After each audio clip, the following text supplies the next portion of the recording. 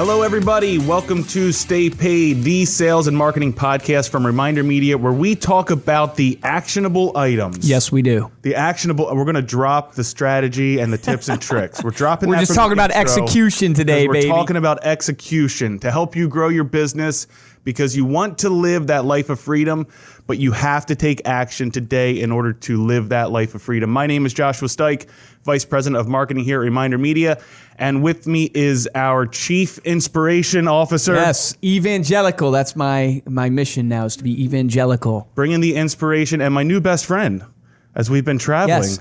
Josh has gotten to know me well over these last 2 weeks, maybe a little too well. And president of ReminderMedia, of course, Luke Acree. So yes, we have been traveling. We've been going to, we went to a Disruptor conference in Huntington Beach, California. Which was beautiful, by the way. 2 weeks ago. And then we were in Orlando last week at a financial conference, which was awesome. We had some great success there. Met a lot of awesome financial advisors. Super excited to bring you guys more content on the financial advisor side. I learned a lot about Josh, too, because we were able to fly in our company plane, which is, don't get excited, it's not like a awesome corporate jet or something. It's a 6-seater plane that our CEO has because he's a pilot. But I learned what Josh does when he's under pressure. He goes to his happy place. There was multiple times in the plane ride. Ariel was sitting across from us, and she had a tattoo on her forearm that says, "Focus on the good." Yes. So I was just focusing on the good. You got to find your happy place. So if you're in sales right now, find your happy place, baby. Find your happy place. It will help you get, stay paid. But yes, the first conference we went to, of course, it was called Disruptor, and it was put on by an individual who was a client of ours. Yeah. Still is a client of ours, Sina Azari. Super awesome guy. He's been doing his own financial deal out in California. It's called Present Financial. Present Financial. Yep. And so this whole conference, this whole tour is a one-day thing. And there's like 19 people there. And the whole theme of it was disruptive innovation. So we just kind of wanted to take some time today and all week as we're kind of promoting stuff on our social media feed about what disruptive innovation means to us, what that can mean to you, what that can mean to your business, and kind of go over what some of the speakers talked about, but then also talk about what we learned and what you spoke there at the conference. I think we're in an age right now, for everybody who's maybe watching us on Facebook Live right now and is going to listen to this, is we are in an age where things are being disrupted left and right. And it's being caused by new technologies being created. Obviously the common example a lot of people think of is like Uber, what Ubi. That's what I'm calling it now. Ubi. What Ubi did to the taxi space. No, what Uber did to the taxi space. But it really is that, and there's a great fear with our audience, like in real estate especially. I mean, how many of you guys are following that Zillow is now buying houses for cash? Meaning like they are trying to get into the space. So though that's not technically maybe the definition of disruptive innovation, it's still disrupting the marketplace. And how do you leverage the technology that's being created so you don't get left behind? And I think that was one of the big themes of the conference that, what was it that you said Tyler Harris kept saying? He was one of the speakers. Awesome guy. Check him out. Yeah, he kept saying, either disrupt or be disrupted. And so kind of what he was making the point there is, as this entire conference was full of service-based sales professionals. It was real estate, financial advisors, insurance agents. And so the idea was make sure that you're leveraging your social media. And there was a lot of talk about Instagram, which we'll get into. We've talked about a little bit before. But how are you utilizing Instagram stories, and social media to show your clients and show your prospects who you are and being your authentic self? Because at the end of the day, there's going to be a thought or a brand associated with you. Yep. And you have the opportunity to either get into people's lives and create that perception, because they are going to create a perception, whether or not you control it or not. Yep. So take that opportunity to get out there, put your real self out there. Don't be afraid of doing it. And I think that that's even where we talk about, disruption is kind of like, well, if we do things how they've always been, then it's safe. Correct. It's kind of going the safe way.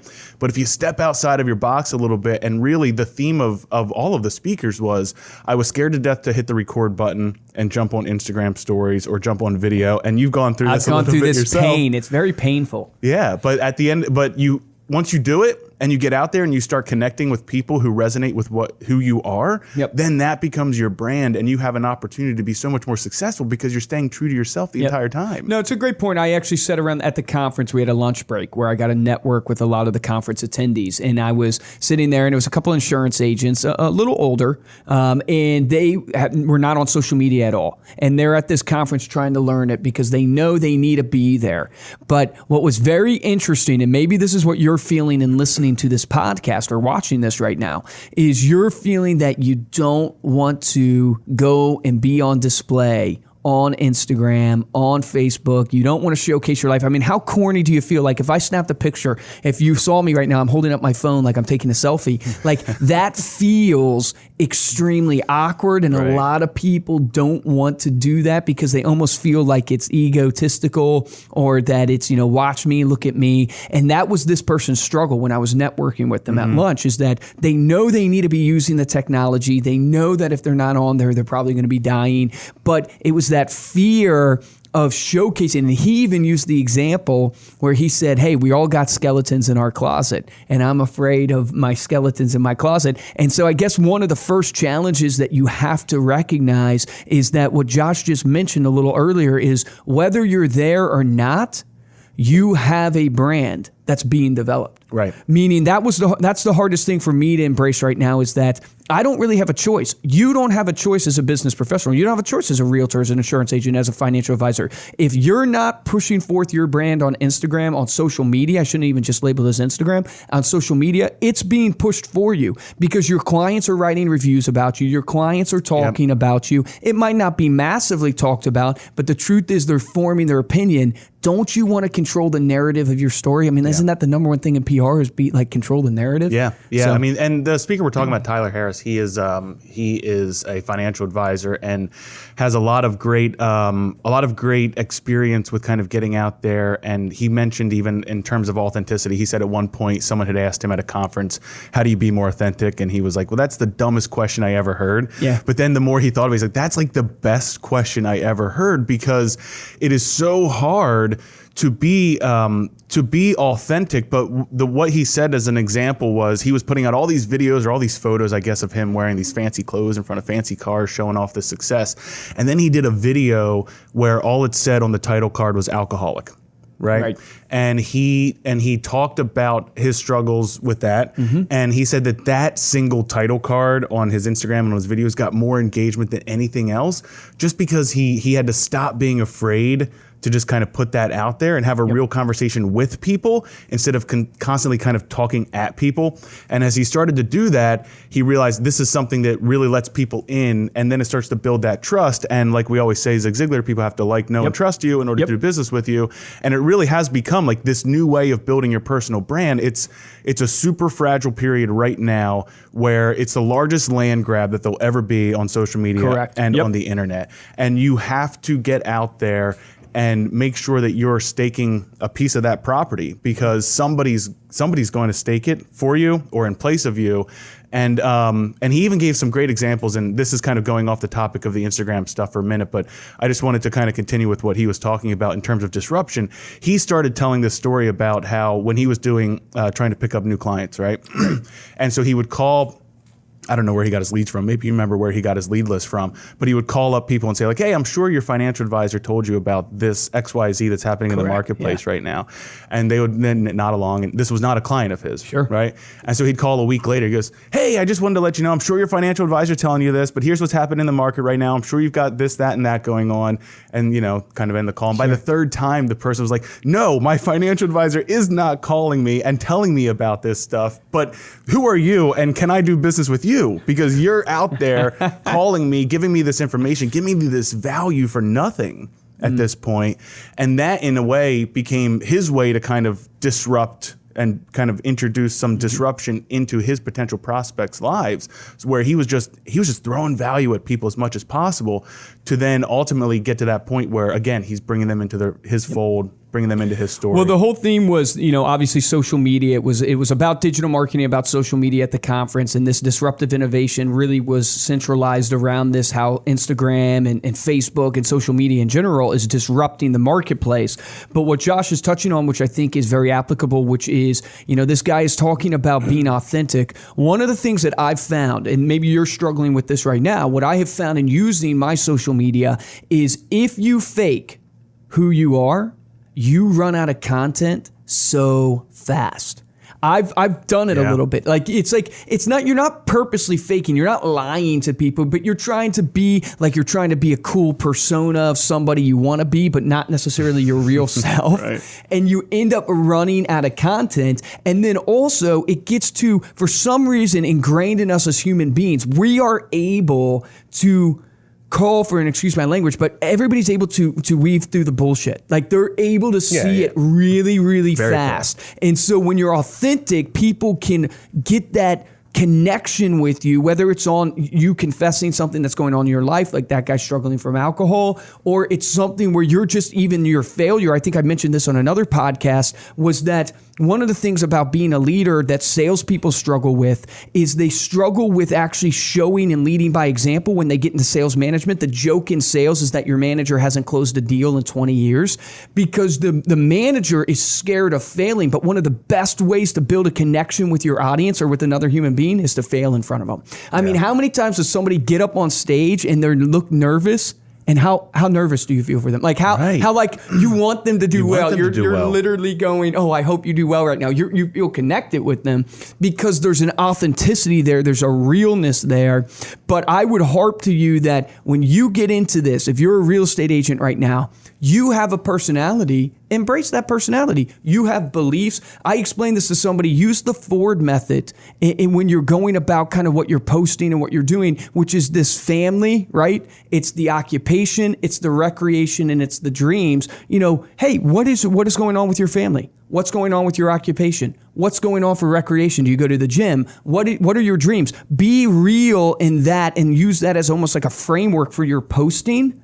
And then all of a sudden you'll find yourself drawing an audience who do the same recreational type things as you, who maybe are in the same career paths, are interested in what your career is about, and maybe even have the same type of dreams as you long term for your life. And so that's a framework that you can use to help you when you sit down this morning and you go, how do I be authentic? How do I post? What do I come up with? Well, start listing out this Ford method. Start listing out who your family is, what your occupations are, what your recreation is, what your dreams are. And all of a sudden you're going to have content to post about because it's who you truly are. Yeah.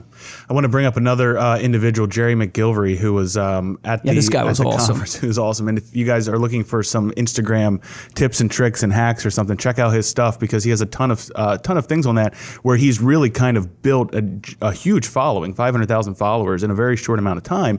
And he's kind of gone through the process of his whole way to be authentic is, he says, I don't have fancy degrees. My results are my certifications. He just lays it out there right in front of you. I didn't get a degree in marketing and now I'm going to bestow upon all of my wisdom. He's like, hey, I just figured this out. And the key to success is not to invent something new, but it's look at who's doing things really well. Oh, that's a great point. And then go do that and make your own path by following what other people have done.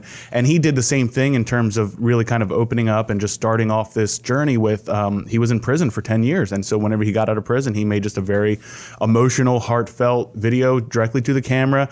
I don't know if he had any, major, big, epiphany plans in mind for that, but really kind of started it off with that in his journey and eventually, grew this ginormous following, did something himself, actual practical examples, right? Not theory or anything like that. But what you're touching on, what he did, which is so many of us don't do this, which is so practical, which is he looked at what was working. And you think about this, before Facebook, there was MySpace. Before MySpace, there was Friendster.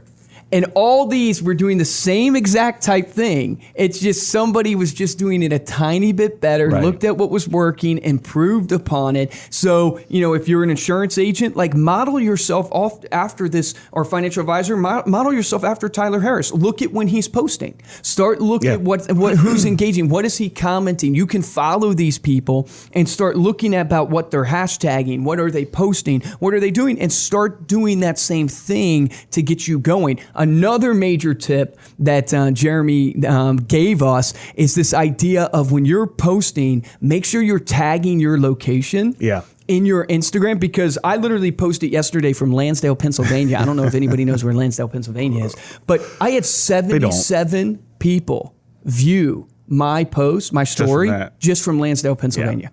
So now I'm always tagging my location, because I didn't realize how critical that was to draw new eyeballs and new followers to your Instagram, or if you're trying to grow your Instagram audience, which I thought was huge. Another tip, which I thought was an incredible Instagram tip, was I think this was TJ Reeves, I think. Yes, TJ Reeves. Yeah, TJ Reeves. What he said, and you guys can't see my phone, but when you're on your stories on Instagram, what he was saying, which is just a simple Instagram hack, which was really awesome, was when you're putting something like a link you want somebody to go to, or you're putting a hashtag you want them to see, put it down in the right-hand corner where their thumb naturally is, where they naturally where they're click tapping through to the next, tap to get to the next story, because their thumb is there. And he says you'll see automatically those people going to that link so much more, because that's where their eyeballs are. That's where they're naturally geared to going to. And some will stumble upon it by accident, but some will probably just see it and go, okay, it's easy, I'm going to go there. So that was another Instagram hack that came out of this conference that I thought was unbelievable. Yeah, and I mean, to bring it back to the business side, why are you using Instagram in the first place? Engagement is king on Instagram. So what you're talking about there is, if you can get somebody to click on your on that handle or on that location there in your story, or if you can get somebody to direct message you from your story, or you can get somebody to finish your entire story, that's all Instagram's going to reward you for that engagement. They're going to give you more visibility. And then also the other thing is hashtags. Make sure that you are looking at what hashtags are being followed in your space. So now you've got the hashtag that you want your prospects to see, and it might be new listing. I don't know if you're doing real estate. I'm not really sure what those would be. You're going to have to kind of do that research and figure it out. One of the hacks was you can go, and when you search hashtags, it will tell you It'll give you the top ones. Yeah, you can actually see the number, how many people are using those hashtags. And then the cool thing about Instagram is you can follow hashtags. So people, like I follow American Lifestyle hashtag, I follow ReminderMedia. So in my stories, I'm seeing people that are hashtagging American Lifestyle Magazine. And we had Shiva, I'm going to butcher the name, Shiva, I'm sorry, Aranka? Yeah, that sounds about right now. So to talk about why do this, she had the biggest sale in her lifetime of financial services came from an Instagram hashtag post.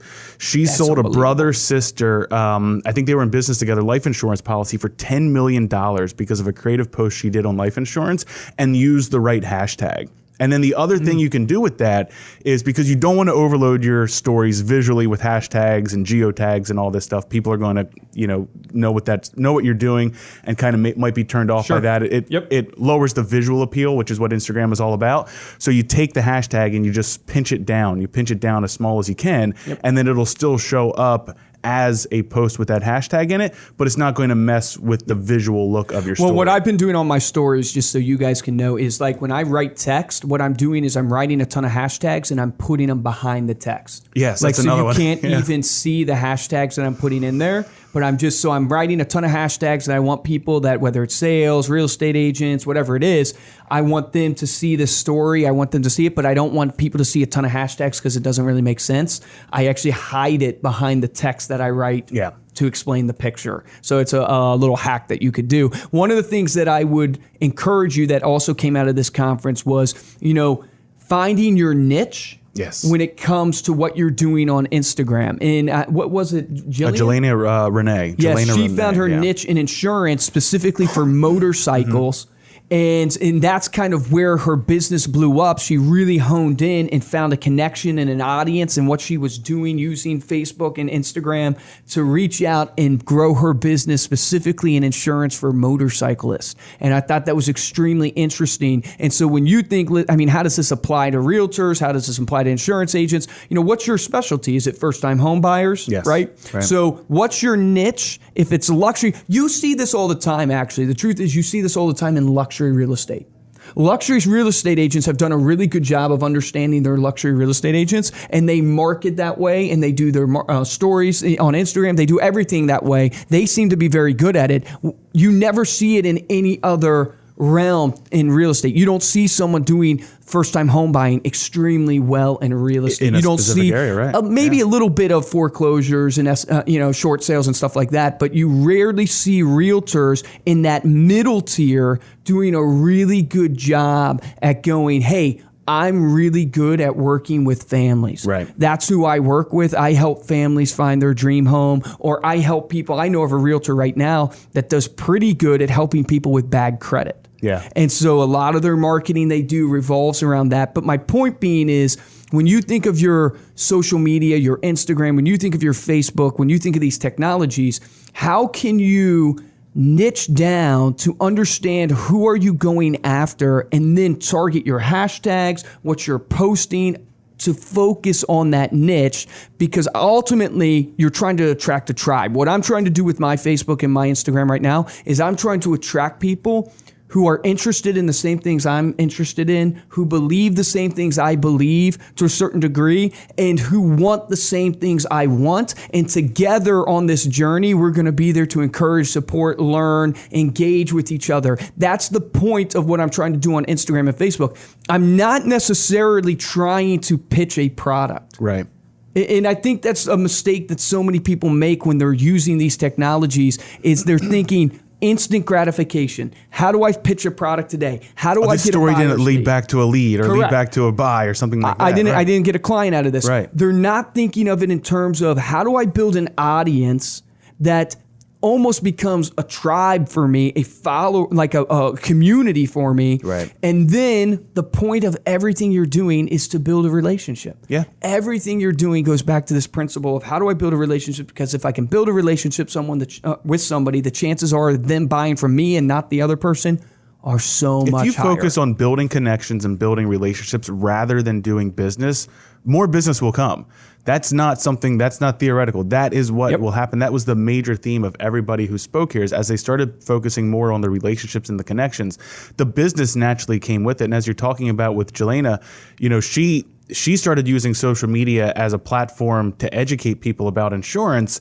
Oh, and I forgot about that. Yeah, then she started getting into just kind of posting the silly stuff. And so here's an actionable thing. When she was in Huntington Beach, because I started following her after the conference, they went to a motorcycle museum.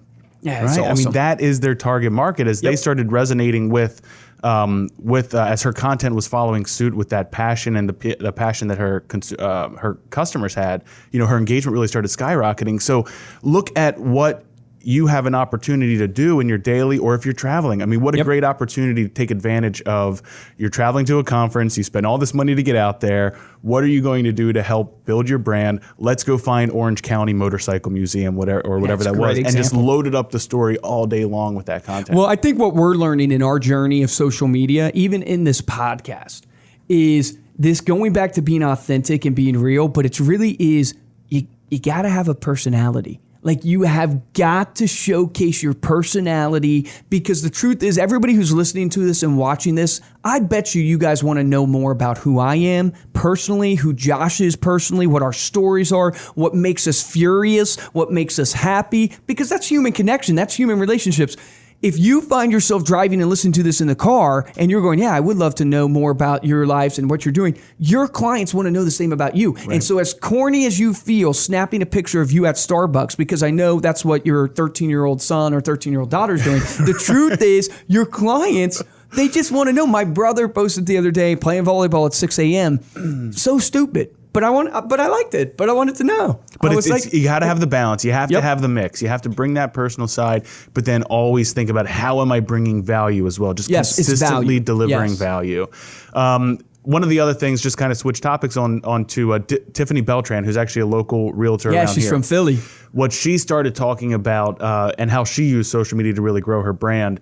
And it's really neat because I think we're going to actually interview her. Yeah, she's going to come up on a podcast here soon. Yeah, we're going to really probably focus that on what I took away from what she said was really branding yourself where you want to be, not where you are. So she started calling herself the celebrity realtor on Instagram. And she didn't, I don't know if she's going to go into I think she had only been in real estate for a year. A year? Maybe a year. Right.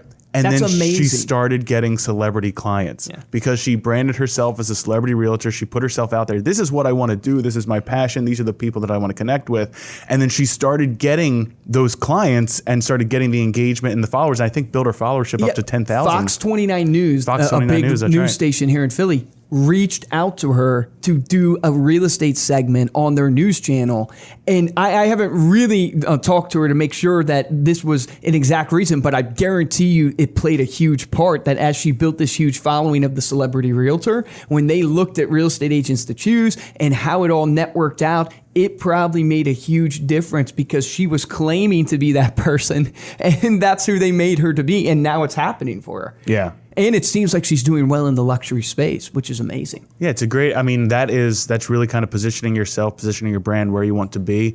And I think that's what this is all about. Now, when we go kind of to now the face-to-face, we went to a conference, we went to 2 conferences the last 2 weeks. Yes. Right? So now the next thing is, how do you, outside of Instagram and all this, we're in the real world now, how are you taking advantage of these networking opportunities that you have? You're going to conferences, you're meeting with other people in your industry and your profession, potential clients, potential partners for your business. How are you leveraging those times and making every use when you're at that conference? I know we saw one realtor at the conference who was walking around and handing her postcard out to everybody. And we said, oh, she ran away. Why I tried to think pitch of that? our product. She ran away from me. So we came back and said, we need cards that have the State Bay podcast on there so we can hand them out at every. But it's really, what are you taking advantage of? Are you just trying to hide in the background and, well, you can use notes? What's amazing is, so we're trying to network. So one of our goals going to this conference was we're trying to get on everybody's podcast. We're trying to get all of the speakers on our podcast. They have audiences. So we're trying to reach their audiences. But what I was going to say is that you can use social media as a way, it's a tool for you to continue your networking. It is amazing. Yeah, how many have you spoken to on Instagram since then? A ton. Yeah. I've spoken to a ton of them. It's amazing how people read their DMs, but they don't read their emails. Right. So the DMs, the direct message, that you can use on Facebook or Instagram, people will read those. If you tag somebody in a post, you better believe they see that. How many of you lit that red little, world when the world goes red for Facebook? How many of you actually leave it red or do you click on it and see? Everybody tends to click on it and see it. Understand the age you're in right now. It used to be everybody opened their emails. None of us open our emails anymore. We glance at the subject lines and read the first sentence and we're delete. Well, you don't want to open your emails because you know how many you'll have to go through. Yes, but on social media, this is a golden moment because we're opening all of our messages. We're looking at all of our notifications. You just work your way down the icons. Correct, Facebook, because it makes LinkedIn, us feel good. Instagram. So when you go to an event, it's almost more powerful and better for you when you're hosting some event or you're going to a conference or you're going to a seminar. Get their Instagram handle more than you get their email. Yeah, and tag them ahead of time. Yeah. Mention them ahead. Can't wait to be at the event with X, X, and X. Yep. That's something that you have an opportunity to say, oh, I saw you tag me on Instagram. Thanks for the... Yep. Everybody gets excited if they get mentioned. Right? So make sure you're taking advantage of that. We saw that with, and this is kind of skipping conferences, but with Bankers Life, we did a lot of outreach ahead of time. So as you're going to these events, think about what's your pre-conference plan, what's your post-conference plan. Yep. And this goes no matter if you're speaking, if you're attending, if you're sponsoring, whatever you're doing there, how are you taking advantage and what are you taking action on to maximize every opportunity at that conference? And partnerships, if I can get on all these people's podcasts, which I hope to, and I hope, we can have them on ours, what it allows you to do, which is so critical, is it allows you to cross-pollinate databases. So if you're a Keller Williams agent and you're going to the KW family reunion, you have an opportunity to not only network with all those other agents, but you have an opportunity to network with vendors there and spread your name. You have an opportunity to network with mortgage professionals that might show up and spread your name. And you guys can share each other to your audiences on Facebook. You can share each other to your audiences on Instagram. It's such an easy, simple way for you to grow your database and reach more people. And marketing is all about getting attention. And if you can get people's attention with value through your post, then you can turn that attention into the message that you want them to follow, which hopefully that message is, hey, buy or sell from me because I want to be your realtor. I want to be your insurance agent. Yeah, so hopefully that gave you guys some actionable advice on getting on Instagram, getting on social media. What are you doing today to get your story, your brand, your message out there? How are you connecting with others in your industries? I did just want to say thank you. A shout out to Sina Azari with Present Financial. You can find his podcast and all of his stuff at allmindset.com. That's separate from his financial services company. So this is what he's trying to do to kind of get his own personality and brand out there. Luke and I will be on one of his upcoming podcasts at allmindset.com coming up shortly. For this week and this episode, I am Joshua Stike. And I'm Luke Acree, and I'm going to give you guys this action item because every podcast we want to have an action item. What I want you to do is I want you to go on and I want you to do an Instagram story. And if you haven't done stories again, that's a good enough action item for you, is start doing stories. But do an Instagram story and start tagging your location in every story. So add that to your stories and watch how your viewership goes up. I've gone up 50 views every story just from tagging my location. So apply that action item to your Instagram stories. Difference between a top producer and a mediocre producer is top producers take action. So take action on that today.